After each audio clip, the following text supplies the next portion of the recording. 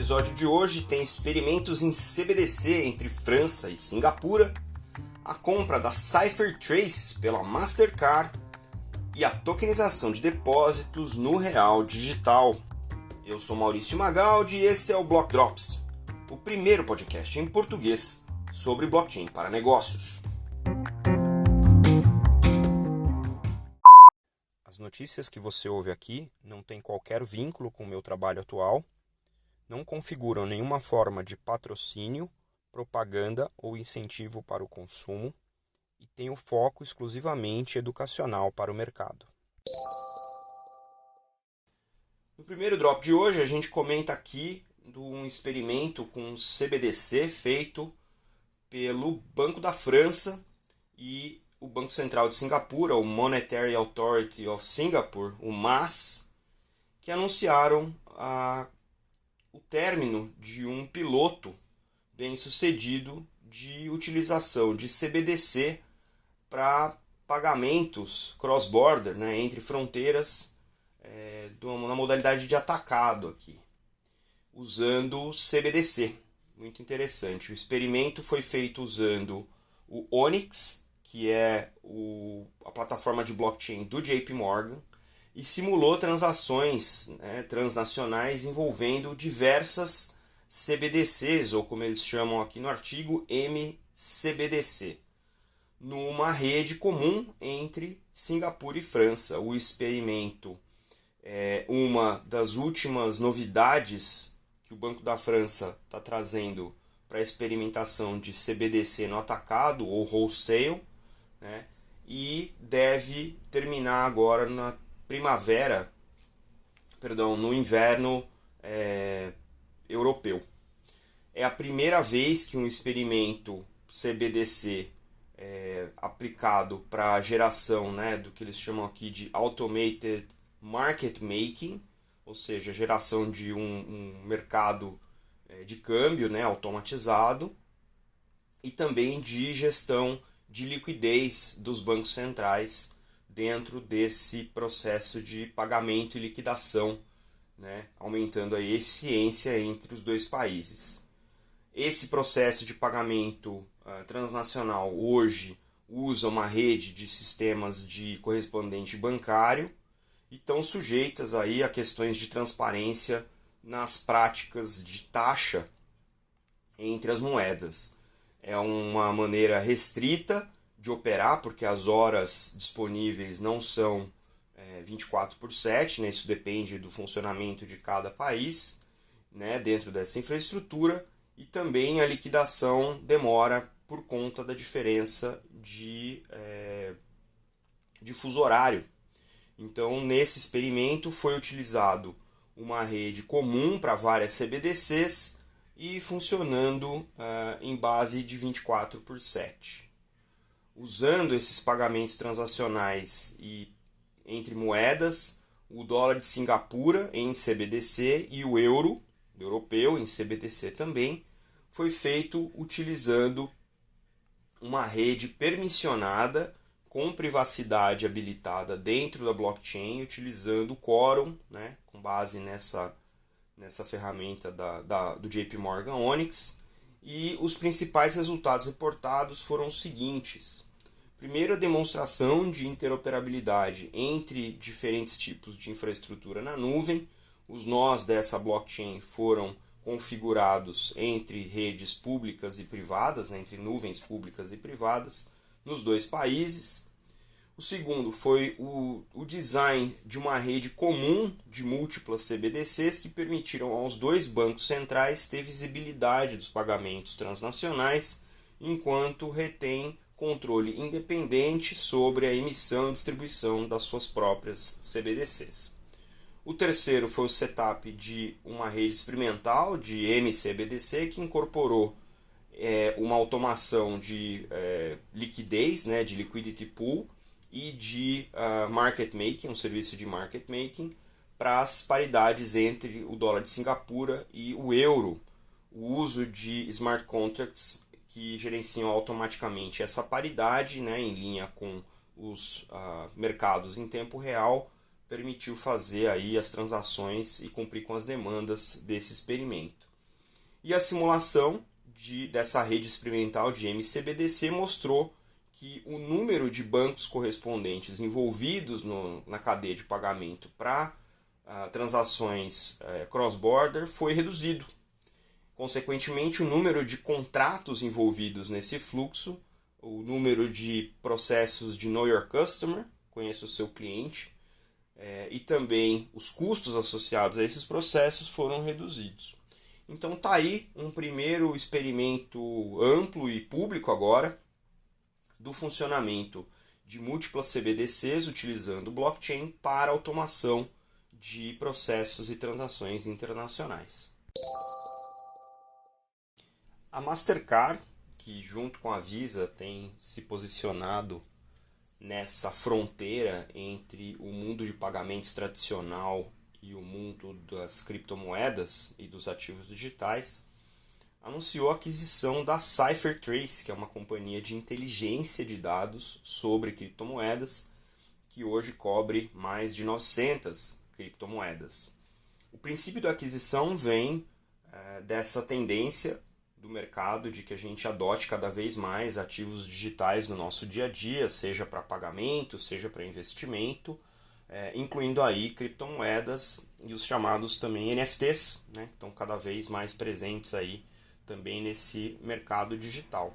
E para que as empresas, né, possam também se proteger e ter segurança na transação com essas formas de ativos digitais, a CipherTrace tem essa plataforma que atende hoje mais de 7.000 entidades no mundo inteiro,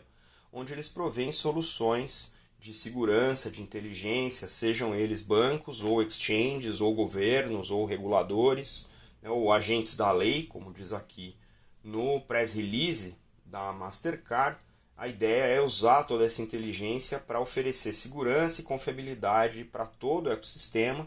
e, obviamente, a Mastercard se posicionando, né, como um dos agentes dessa fronteira entre o mundo tradicional e o mundo digital, tem que embarcar tecnologias de segurança, né, e que se mantenham também constantemente inovando, porque esse é um mundo de rápida inovação, é um mundo de inovação inclusive distribuída, né, com tantos projetos de código aberto, então as novidades fluem bastante nesse sentido, e aí a CipherTrace vai ajudar a Mastercard a se manter inovadora, né, em cima das tendências desse mercado de cripto. A ideia aqui é que a CipherTrace combine as suas capacidades de tecnologia, inteligência artificial e segurança cibernética, né, junto com a CipherTrace, e conseguir se diferenciar, né, nesse mercado que obviamente está começando a se formar de players nessa fronteira entre o cripto e o tradicional. Essa estratégia da Mastercard de aquisição de empresas voltadas para cripto não é nova, ela já tem uma série de investimentos em várias empresas nesse segmento e parcerias diversas, né? E obviamente a gente provavelmente vai ver aí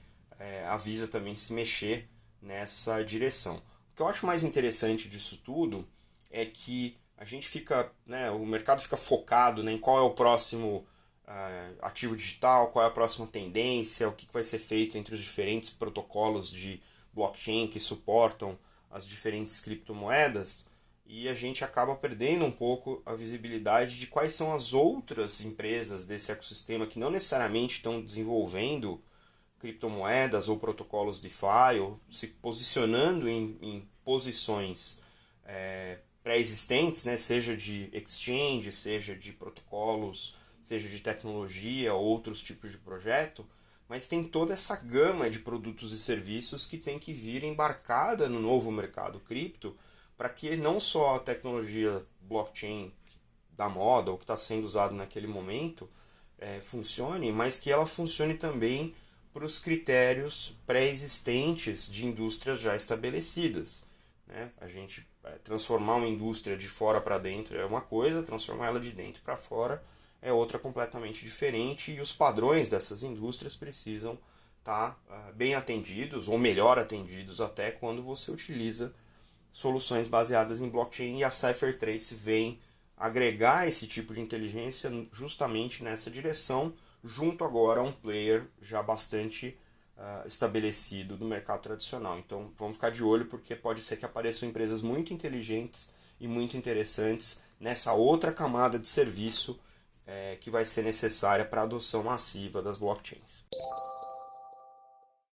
E ainda na editoria de CBDC,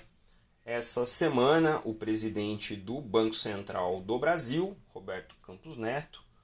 revelou alguns novos detalhes sobre o projeto de implementação do Real Digital.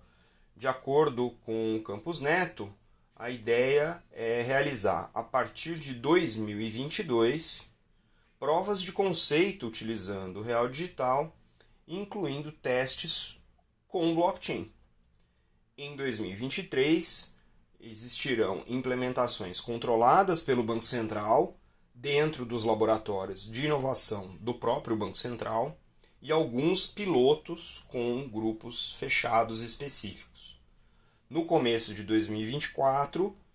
o Banco Central deve tomar as decisões baseadas nessas experimentações e aí sim começar a implementar para o público em geral as soluções imaginadas, testadas, pilotadas nesses 2 anos de 22 e 23. No entendimento do Banco Central, Campos Neto ainda reforçou que o Real Digital é parte da agenda evolutiva do sistema financeiro nacional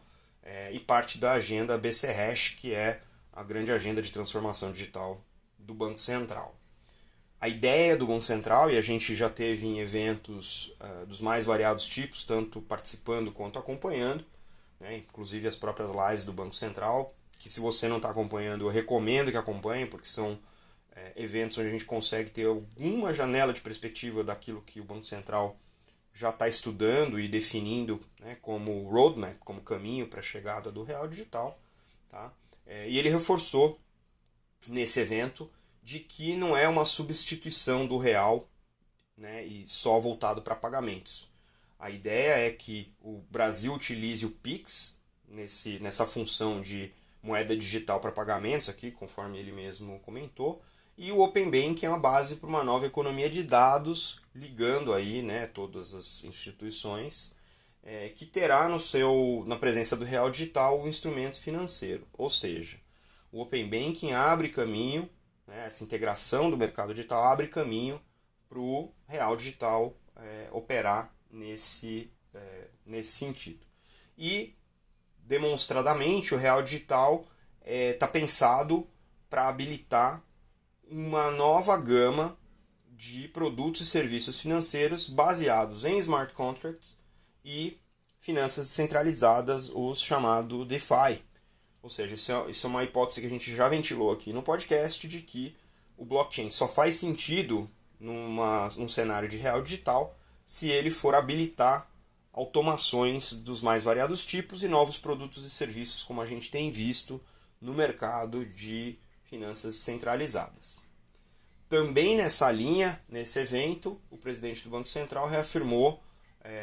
as declarações dos diversos diretores do Banco Central que têm participado desses eventos com o mercado, de que o Banco Central planeja um token nativo do Real Digital, ou seja, uma criptomoeda nativa dessa infraestrutura, né? Um grande ecossistema com bancos e instituições financeiras que possam tokenizar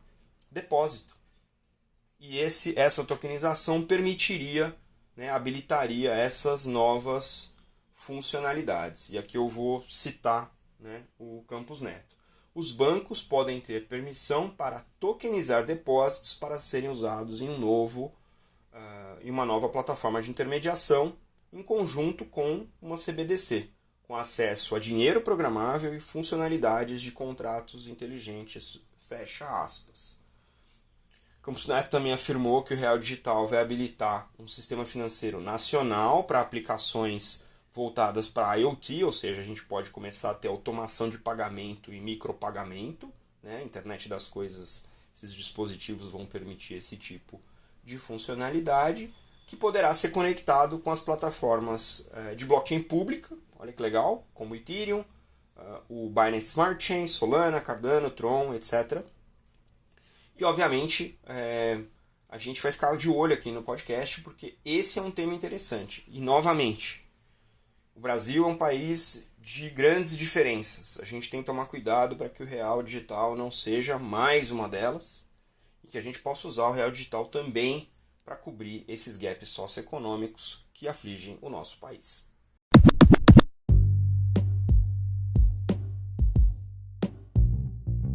Você pode ouvir o Block Drops Podcast nas plataformas Numis, Google Podcasts, Apple Podcasts, Spotify e Anchor FM. Entre em contato conosco através do e-mail blockdropspodcast@gmail.com, no Instagram Block Drops Podcast e no Twitter Block Drops Pod.